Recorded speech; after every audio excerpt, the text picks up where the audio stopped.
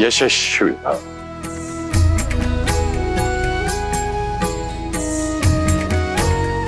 लक्ष्मण,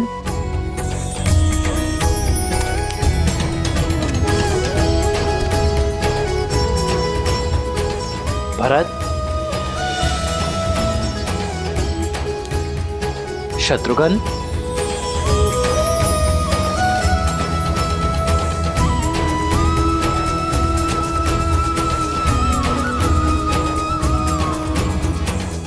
यशस्वी भव। मेरे प्रिय शिष्य, आज मेरा कर्तव्य पूरा हुआ। तुम सबकी शिक्षा संपूर्ण होती है, किंतु सदा स्मरण रखना, जीवन से सीखने की प्रक्रिया का कभी अंत नहीं होता। जी आचार्य।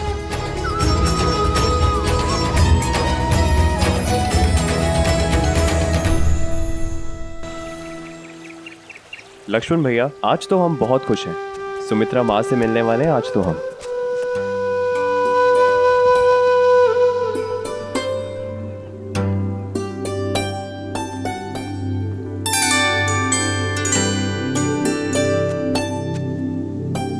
लक्ष्मण, घर जाने के प्रबंध हो गए? जी गुरुदेव। भरत,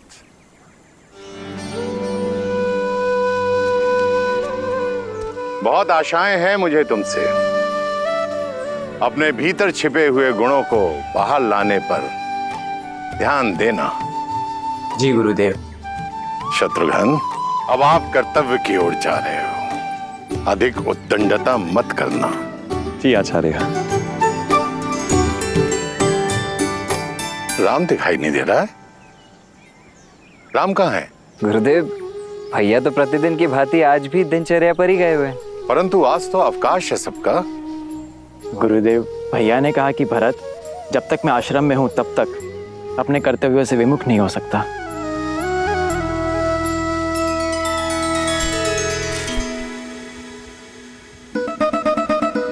अब खा भी लो नंदिनी। देखो, जब तक तुम चारा नहीं खाओगी मैं जाऊंगा नहीं।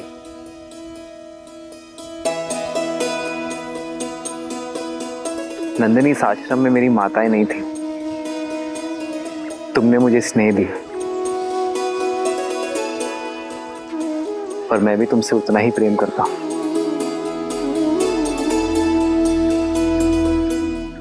पर जो आता है उसे जाना होता है नंदिनी। यही नियति है ना। अपना उद्देश्य समाप्त होने के बाद हर किसी को जाना होता है नंदिनी, अपने कर्तव्य के लिए। तुम भी तो अपनी माता कामधेनु को छोड़कर आई थी ना।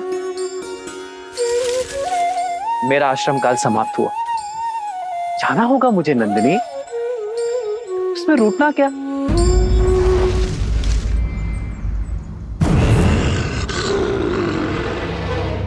मैं आता रहूंगा तुमसे मिलने। देखो, अब मौन होकर चारा खा लो और कल से कोई और आएगा तुम्हें खिलाने तो शांति से खाना। देखो नंदनी, अगर तुमने चारा नहीं खाया तो मैं रूठ जाऊंगा, चला जाऊंगा मैं यहां से। नंदनी, मैं सत्य कह रहा हूं, मैं चला जाऊंगा।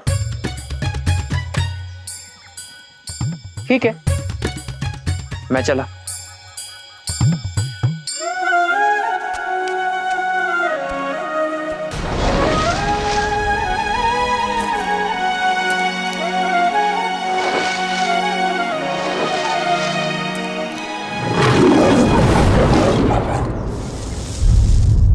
नंदिनी,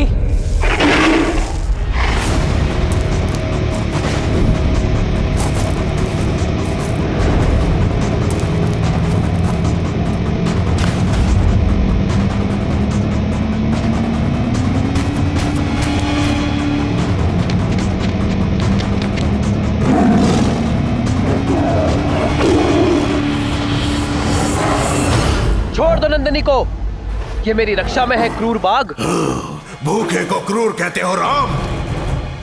जो शरीर विधाता ने दिया उसे भोजन देने का प्रयास क्रूर कैसे हो सकता है? प्रकृति ने मुझे बनाया ही ऐसा है कि अन्य पशुओं को खाकर जीवित रहूं।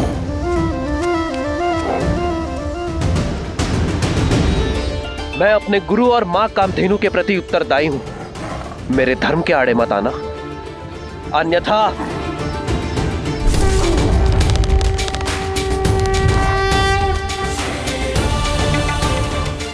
और मेरा धर्म इस वन पर शासन करना है। यदि तुम इससे मुझसे छीनकर मुझे भूख से तड़पता छोड़ दोगे तो क्या यह धर्म होगा? बोलो राम, मुझसे मेरा भोजन छीनकर तुम एक अधर्म नहीं करोगे? अपना पेट भरना तुम्हारा धर्म है और नंदिनी की रक्षा करना मेरा धर्म। और जब दो लोगों का धर्म आपस में टकराता है तो धर्म संकट होता है, और धर्म संकट का एक ही हल है, त्याग। त्याग? मैं अपने आहार का त्याग नहीं करने वाला। पर मैं कर सकता हूं। रघुकुल रीत सदा चली आई, प्राण जाए पर वचन न जाई। मैं नंदिनी के स्थान पर स्वयं को प्रस्तुत करता हूं।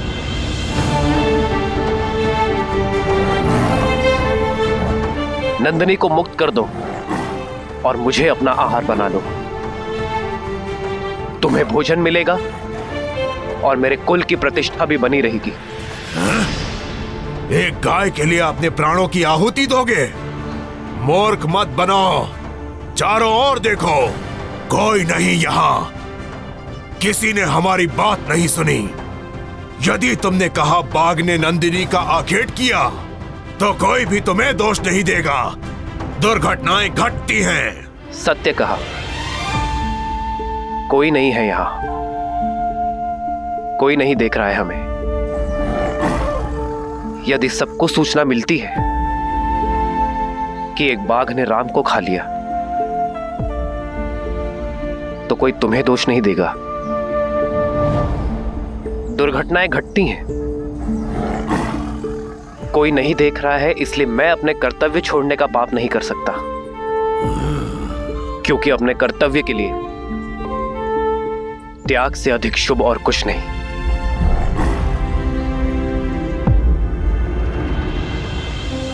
बना लो मुझे अपना आहार और छोड़ दो नंदिनी को।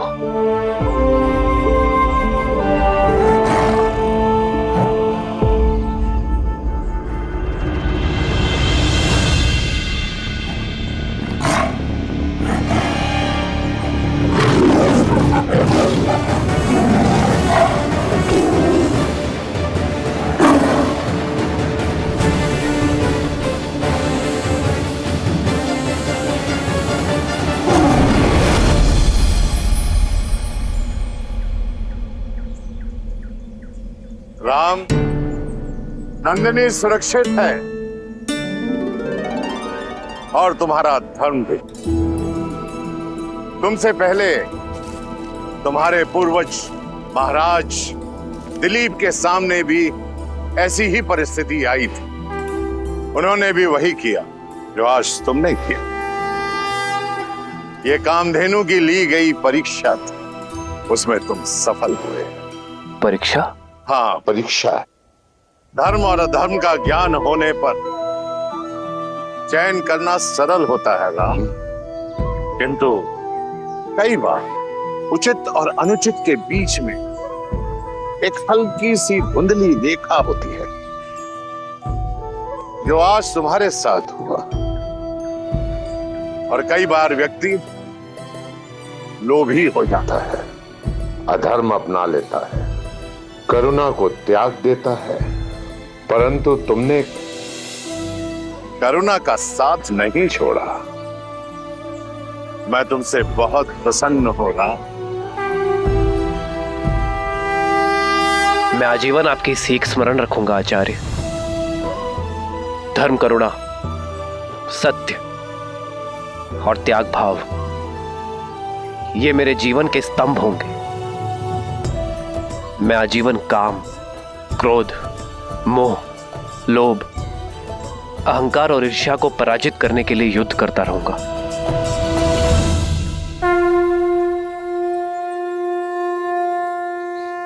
यशस्वी भव राम, यशस्वी भव। मेरे पास जो आया था वो प्रकाश की एक रेखा थी। मुझे गर्व है राम कि मैं धर्म का सूरज अयोध्या भेज रहा हूं। जहां नारायण नर के रूप में भविष्य की यात्रा के लिए सज्ज हो रहे थे, वहीं रावण स्वयं को नर से सुरक्षित करने के लिए यमलोक की ओर बढ़ रहा था।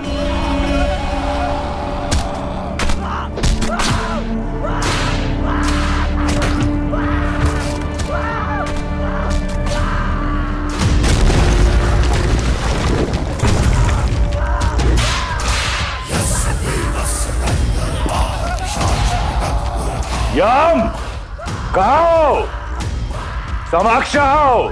मृत्यु के द्वार पे खड़े होकर मृत्यु को पुकारने वाले दुष्ट, कौन हो तुम? महाकाल का एक भक्त, काल के देव का काल।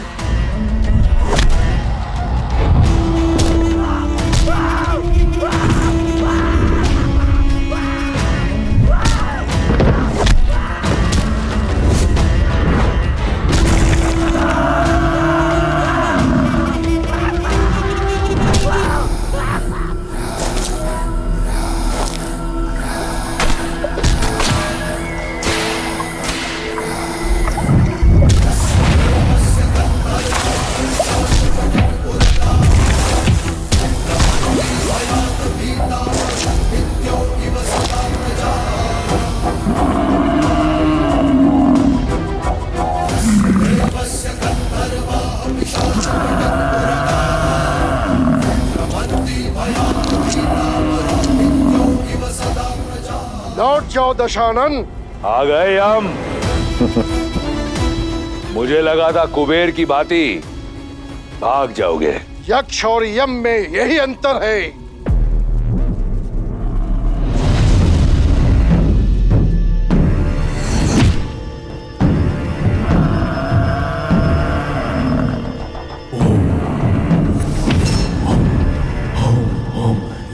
काल को ललकारने वाले अकाल मृत्यु को प्राप्त करते हैं।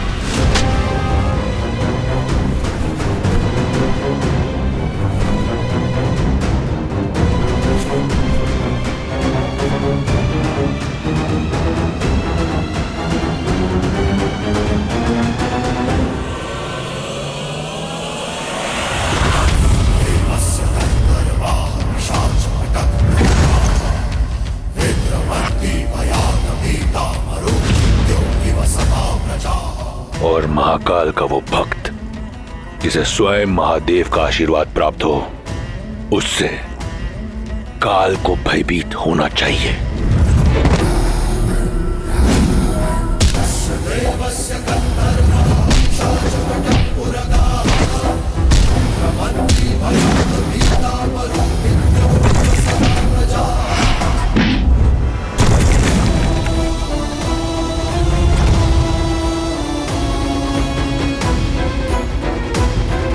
मूर्खता मत कर रावण। ब्रह्मदेव के दिए वरदान का अनुचित लाभ मत उठा। उसी वरदान के अनुसार तुम मुझे मार नहीं सकते। सोचता हूं आज मृत्यु को ही मृत्यु दे दूं।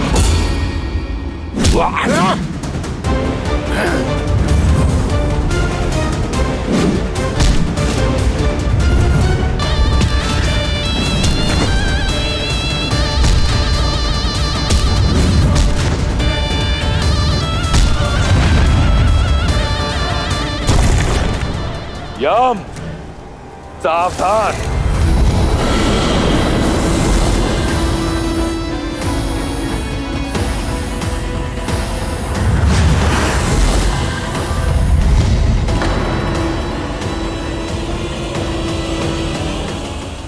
जाओ दशानन।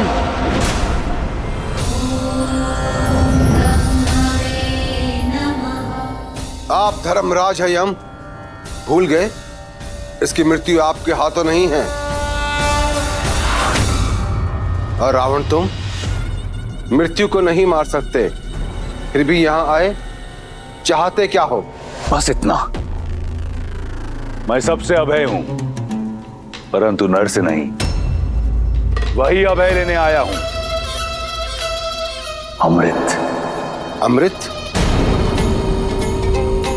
अमृत नहीं मिल सकता, तुम अमृत के पात्र नहीं हो। जानता था। जाइए आप, परंतु मैं यहां से नहीं जाऊंगा। मेरा निश्चय अटल है, जब तक मुझे अमृत नहीं मिल जाता मैं यहां से नहीं जाऊंगा। तुम्हें अमृत पान कराने का अधिकार मुझे नहीं है रावण।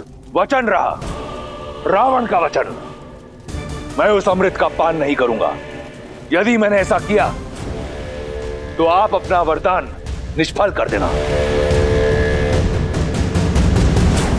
जो अमृत असुर प्रयास से भी ना पा सके, मैं उसे पाना चाहता हूं, अपने पास सुरक्षित रखना चाहता हूं। अब आपके समक्ष केवल दो ही मार्ग हैं। या तो आप इस असुर को वो कलश दे दें, या फिर यहां मैं यम को व्यस्त रखकर सबको अमर कर दूं।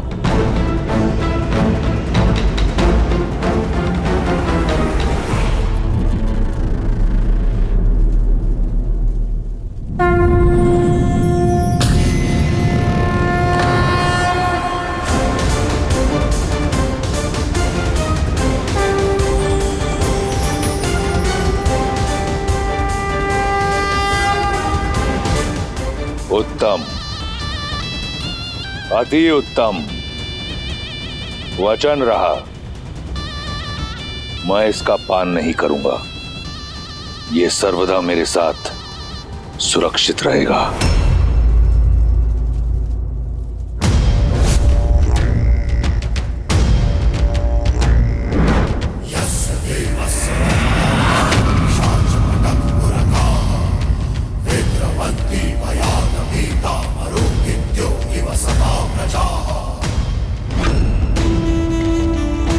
नर का अभय नहीं दिया था ना ब्रह्मदेव? अब देखो, नर ले आओ या कोई और जाति उत्पन्न करो, जैसे ही मुझ पर प्रहार होगा ये कलश टूटकर इसका अमृत मेरे लहू के साथ मिल जाएगा। इस तरह मेरा वचन भी नहीं टूटेगा। अब रावण का कोई तोड़ नहीं।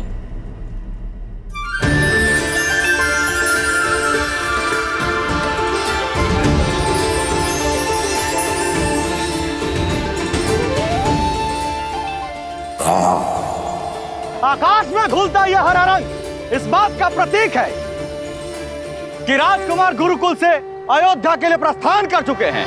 श्री रामचंद्र की जय, श्री रामचंद्र की जय, श्री रामचंद्र की जय, श्री रामचंद्र की जय, श्री रामचंद्र। वर्षों से प्रतीक्षा थी एक क्षण की, वो आ ही गया। प्रतीक्षा तो हमने भी की है, अपने पुत्रों के लौटने की, और अपने पति के मुख पर प्रसन्नता और उत्साह देखने की। 9 वर्ष आपकी आंखें यहां नहीं थी, इसलिए आप ठीक से सोई नहीं ना महाराज। बस मेरा राम आ जाए और आकर सीधा मेरी भुजाओं में समा जाए। महाराज, आपके पुत्र बड़े हो गए हैं, आपकी गोद में नहीं समाने वाले।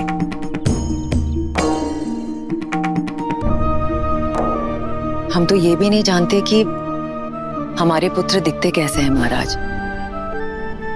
ये निर्दयी समय कितने वेग से दौड़ता है ना। अपने नन्हे मुन्ने आंखों के तारे भेजे थे हमने गुरुकुल, और आज जो लौट कर आ रहे हैं वो अयोध्या की प्रजा की आंखों के सूर्य हैं। कितनी आशाएं, कितने दैत्व बंधे हैं राम से। आज के पश्चात राम का जीवन सदैव के लिए बदलने वाला है।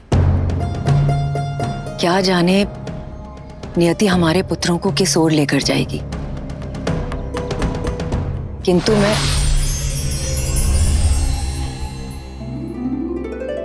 महाराज, इस रंग का क्या अर्थ है? इसका अर्थ है राम सरयू पार करने के लिए नौका में बैठ चुका है और कुछ ही समय बाद अयोध्या के तट पर होगा। महाराज, मैं कौशल्या दीदी और सुमित्रा को बुलाकर लाती हूँ।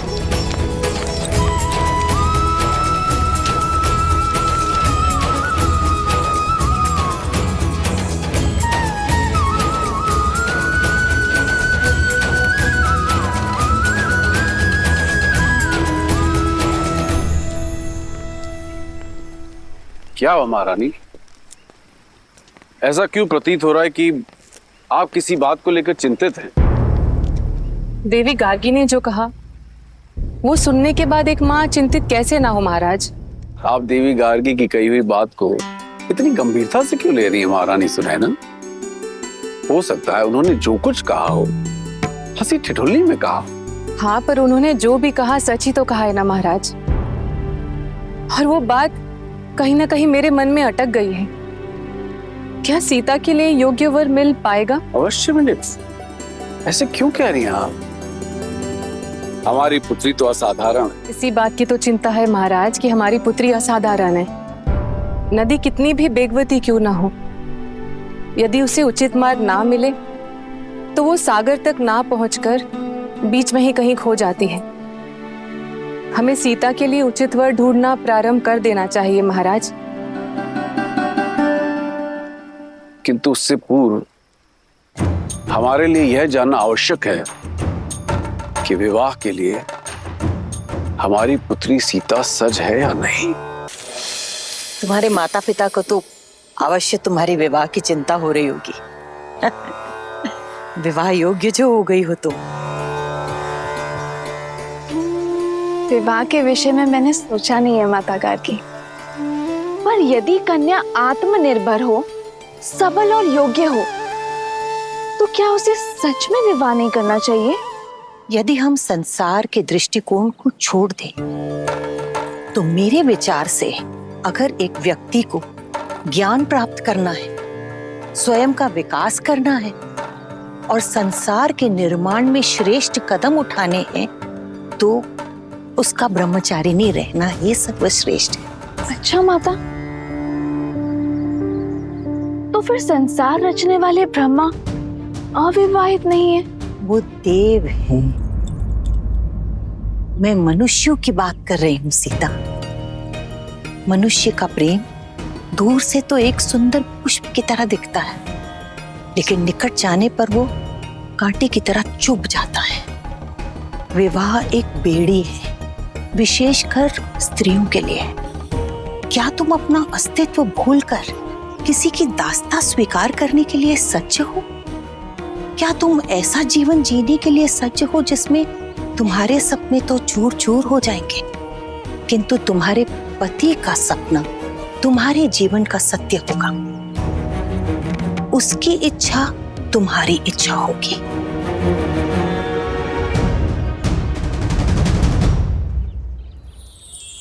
क्षमा चाहती हूँ माता गार्गी, पर जैसे आपने कहा कि दृष्टिकोण की बात है, तो मेरी दृष्टि में विवाह दास्ता नहीं, आस्था है। एक ऐसा संबंध जहां दोनों को एक दूसरे के लिए सम्मान हो, समर्पण हो और समझ हो। एक ऐसा संबंध जहां दोनों एक दूसरे पर निर्भर ना हो, दोनों एक दूसरे का बल हो, जहां दोनों एक दूसरे का व्यक्तित्व और अस्तित्व को विशाल करने का प्रयत्न करें। उस विवाह से सुंदर और मीठा और कुछ नहीं हो सकता माता गार्गी। जैसे शिव और पार्वती हैं, वो दोनों एक दूसरे के अर्धांग हैं, पर एक दूसरे को पूर्ण करते हैं। जैसे लक्ष्मी और नारायण? लक्ष्मी नारायण वो लक्ष्मी जो सदा विष्णु के चरणों में पड़ी रहती है, और जब विष्णु विश्राम करते हैं तो लक्ष्मी उनकी सेवा में तल्लीन रहती है। और विष्णु तो सदा भ्रमण कर रहे होते हैं संसार भर का। फिर से दृष्टिकोण की बात है। मेरी दृष्टि में ये दोनों की यात्रा है। यदि लक्ष्मी नारायण की सेवक होती तो क्या उनका नाम नारायण से पहले लिया जाता? लक्ष्मी का नारायण के चरणों में होना उनके सेवक का नहीं, विष्णु को जगाने का प्रतीक है। लक्ष्मी विष्णु को प्रेरणा देती है कि जागो और अपना कर्तव्य करो। वो विष्णु से अपने साथ का त्याग करती है ताकि विष्णु अपना अवतार लेकर संसार के प्रति अपना कर्तव्य निभाए। संसार की श्रेष्ठता बनाने में जितना हाथ विष्णु का है उतना ही हाथ देवी लक्ष्मी का भी है माता। सत्य तो ये है कि ना तो लक्ष्मी के बिना नारायण पूरे हैं और ना ही नारायण के बिना लक्ष्मी। और मुझे विश्वास है कि मैं मुझे पूर्ण करने वाला अपना नारायण ढूंढ लूंगी।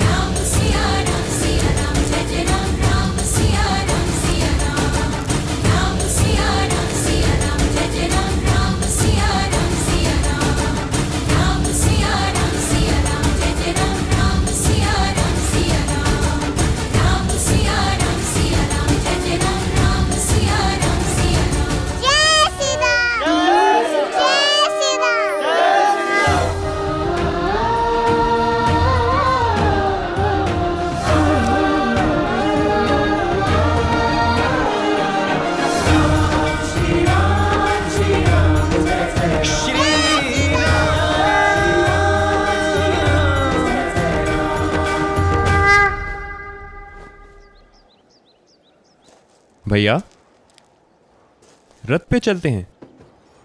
रथ में चले तो अयोध्या के सामीप्य का आनंद कैसे मिलेगा शत्रुघ्न? राम भैया केवल माता पिता के नहीं, सर्वप्रथम अयोध्या के हैं, अपनी प्रजा के हैं। आइए भैया, चलिए भैया। श्री रामचंद्र की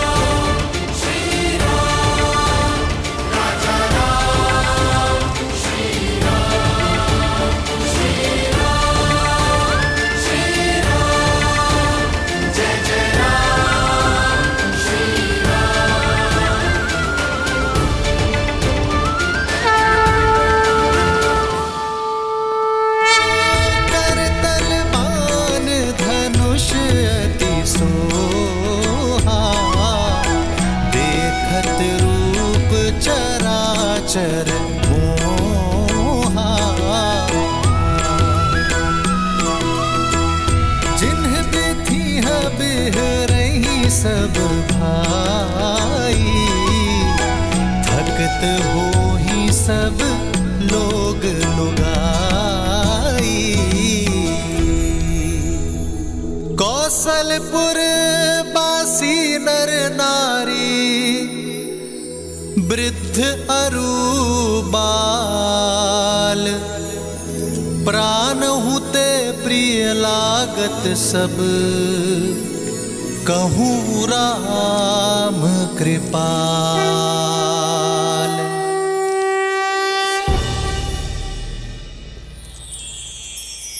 श्री राम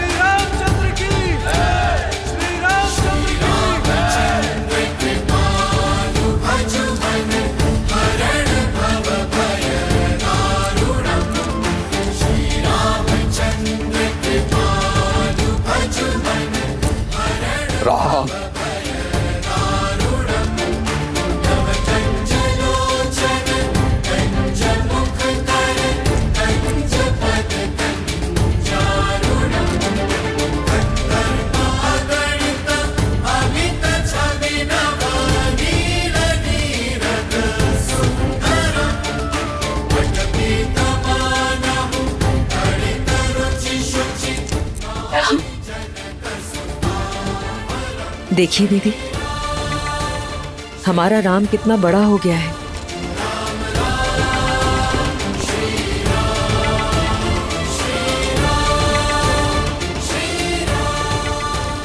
राम!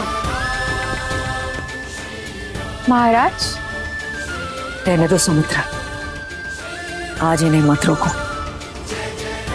आज एक राजा राजकुमारों से नहीं, एक पिता अपने पुत्रों से मिलने जा रहे हैं।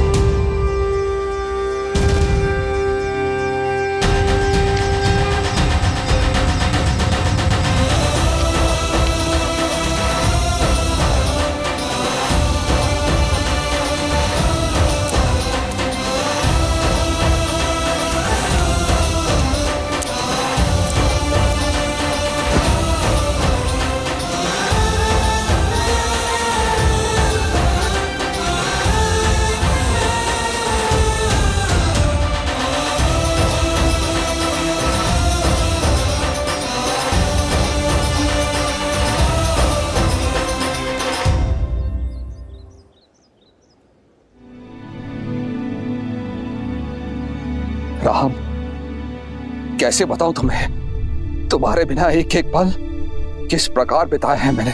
अंततः तुम आ ही गए राम। राम,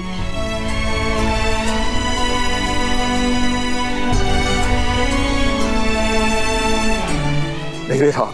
जी पिताश्री, गुरु वशिष्ठ के आशीर्वाद से हमारी शिक्षा संपूर्ण हुई। प्रणाम गुरुदेव। यशस्वी भव। भूल हो गई गुरुदेव, राम के स्वागत को इतना आतुर था कि किसी और पे दृष्टि गई नहीं। इसमें तुम्हारा दोष नहीं है पुत्र।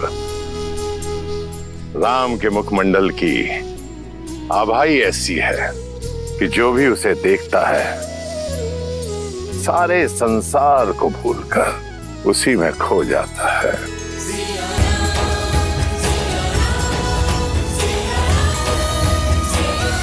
श्री रामचंद्र की, श्री रामचंद्र की, श्री रामचंद्र की, श्री रामचंद्र की, श्री रामचंद्र की। अयोध्या वासियों, आपका राजकुमार लौट आया है, मेरा पुत्र रामचंद्र। श्री रामचंद्र की, श्री रामचंद्र की। राजकुमार। पिताश्री, मेरे भाई भी आपसे आशीर्वाद की प्रतीक्षा में है। मेरा पुत्र लक्ष्मण, आयुष्मान भव।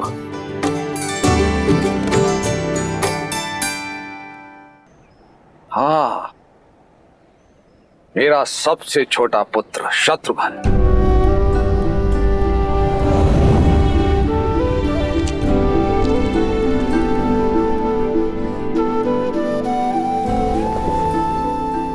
आयुष्मान भव। पिताश्री,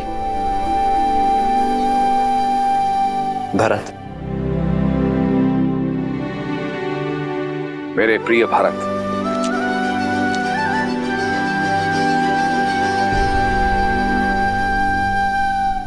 नमन पिताश्री।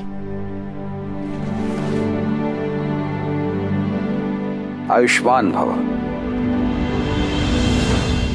भरत आपके लिए कुछ भेंट लाया पिताश्री।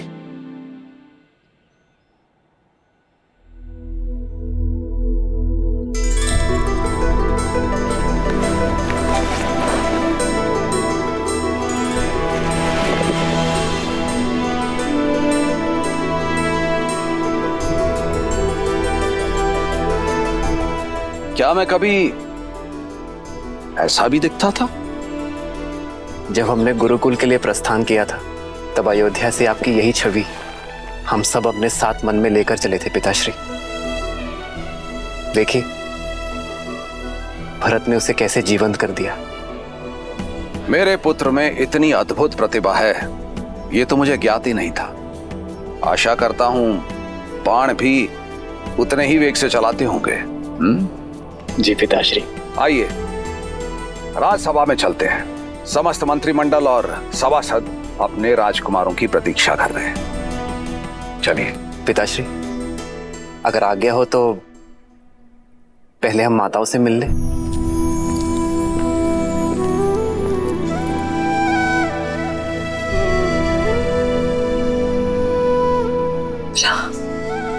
माँ,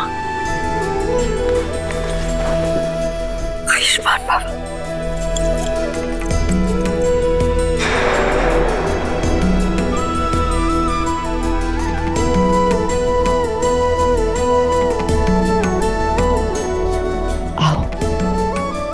देखिए मेरा राम कितना बड़ा हो गया है।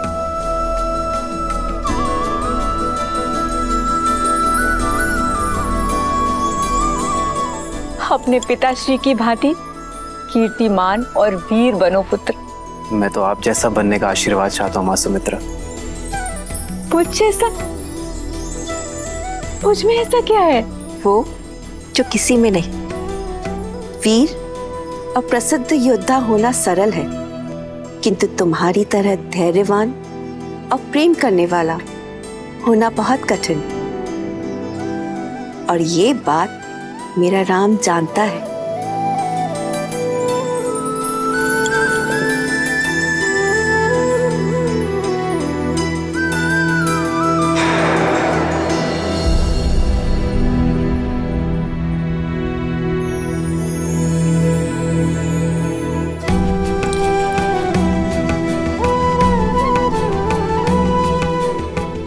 माँ,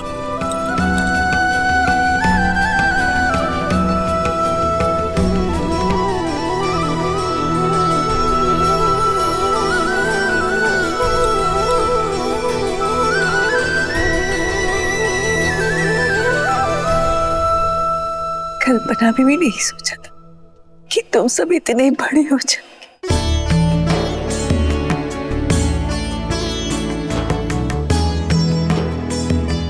हमने अपने नन्हे नन्हे पुत्र गुरुकुल भेजे थे और देखिए सब इतने बड़े होकर लौटे हैं। सोचा था जैसे नन्हे मुन्ने भेजे थे वैसे ही वापस आएंगे।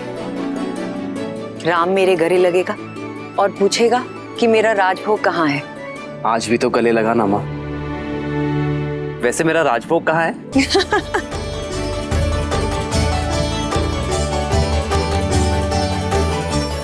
सब बनाया है।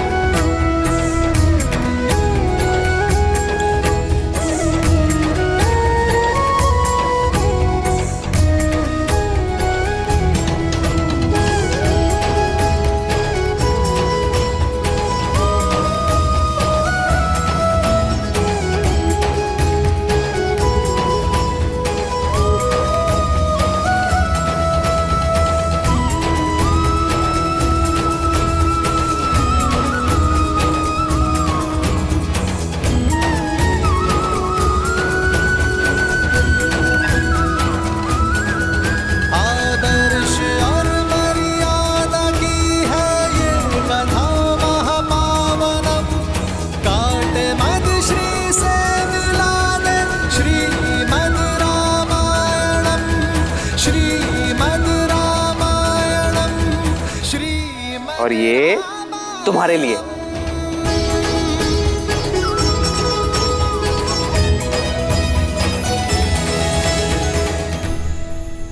और हमारे राम भैया ने लक्ष्मण भैया को नदी में धक्का दे दिया। अरे तो इसमें इतना हंसने वाली क्या बात है? और हमारे भरत भैया, ये तो सदा राम भैया की सहायता के बिना कुछ करते भी नहीं थे। लेकिन सच में आश्रम में हमें बहुत काम करना पड़ता था, लेकिन आपके हाथ का स्वादिष्ट भोजन खा के सच में आनंद ही आ गया हमें। अच्छा पुत्र, ये बताओ कि आश्रम में तुम सबने क्या सीखा? पिताश्री, राम भैया तो आश्रम में सबके मुखिया थे धर्म हो, शस्त्र हो या शास्त्र हो, हमारे राम भैया सबसे आगे। और अंतिम दिन गुरुदेव ने बड़ी भीषण परीक्षा ली राम भैया की, और वो भी बिना बताए।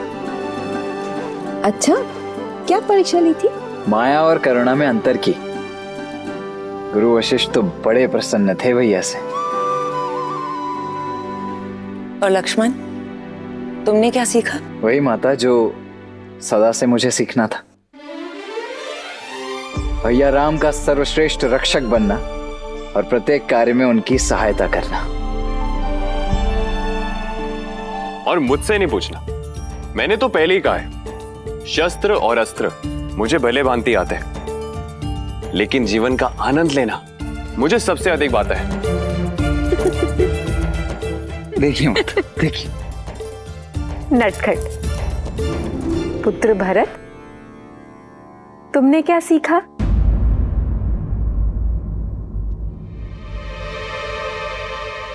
मेरा भरत बहुत अच्छा धनुर्धारी है। हाँ, पर जब लक्ष्य सिद्ध हो तभी। पर हमारे भरत भैया का अधिक मन कला में है। मेरे भरत भैया कविता बहुत अच्छी लिखते हैं और चित्र तो बहुत ही सुंदर बनाते हैं।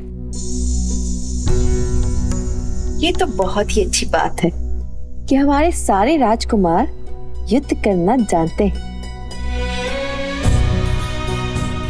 जो शस्त्र के साथ शास्त्र में प्रवीण हो, कला में ज्ञातक हो, मन से कोमल हो, वो विशेष है।